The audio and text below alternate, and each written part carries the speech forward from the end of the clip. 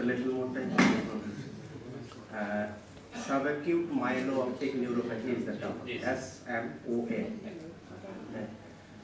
Another is, I must say, please let us think few aspects of this thing. One is, these are dose dependent, no doubt. And I am telling about the ethambutol, not instead of these are, I see this is dose dependent.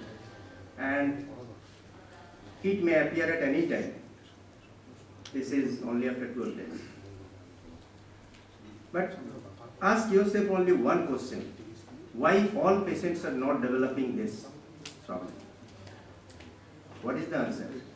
There must be some sensitivity. Like steroid responders.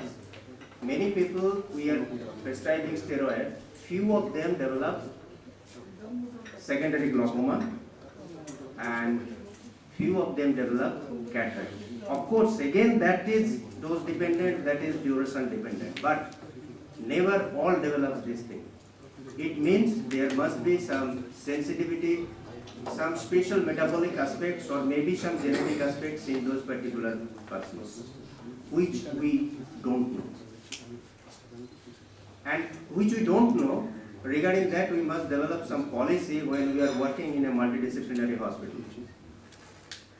And when we think, sit together and develop a policy, ultimately that will be a boon to our beneficiaries. Why I am telling all this is that all the physicians are not here. Anyway, Dr. Jha is here, Dr. Patnaik is here. Before starting any AT drugs, there must be a policy, one eye checkup, where the parameters will be recorded is, one is vision, that is the best corrected vision. I mean, the best corrected vision after refraction, it's pupillary reaction, color vision, only CRA test is enough, and another is fundus findings. Because one thing, never confuse with the optic neuritis and this ethambutol toxicity. She has already described the mechanism is totally different, because one is demyelination, optic neuritis, and it is never demyelination, and that's why B12 like hydroxycobalamin supplementation etc. does not work in this ethambutol toxicity situation. But on the contrary, retrovalvular neuritis may be due to demyelinating disorders. All this subacute myelooptic neuropathy, again another demyelinating disorder. For all these things, so all the drugs, all the toxicity, all are not demyelinating disorder, and every toxicity has got its own mechanism of action. And ethambutol is the worst, little understood, not at all understood of its mechanism till date. That's why treating these patients are really difficult. So let us develop one policy in this hospital.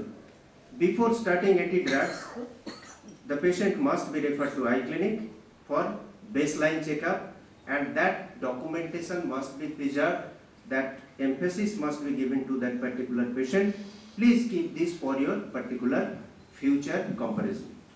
And what will be the referral? I mean follow-up check. You see, this is developed only after 12 days. So there is no particular policy till date. Let us make it every 15 days there must be a follow-up check. So visual acuity, pupillary reaction and color vision, that is enough. Even fundus examination is not required. So these are the clinical examinations that will develop a proper, I mean blanket type of cover over all those patients who are on AT drugs. Probably that will be helpful for those patients. And not only that, we really, I am going out of this track, probably we need other policies also regarding diabetic retinopathy, etc. everything. Probably we are getting a lot of referral about diabetic retinopathies to any patient on diabetes getting referred whether they have developed diabetic retinopathy or not. And various things regarding suppose pioglitazone, it is banned luckily, but before that we are prescribing it. That should have been omitted because it develops a lot of maculopathy and all those problems with diabetic retinopathy patients. And especially one patient who has developed diabetic retinopathy, he needs to be shifted to insulin totally, because there are various literatures coming up showing that good hemoglobin A1C level, both on insulin, on anti-diabetic control, but diabetic retinopathy situation worsens with oral antidiabetics, even if well controlled. So that's why all these things we need to make policies in everyone, and this is another policy probably we should make it. At least this message should go from this podium today. And I must say, Chaitali, that this is a nice documentation, I must say. Everybody must appreciate. Every detail of this case has been nicely documented. I think that's enough to us. Yeah. Thank you. Do you agree with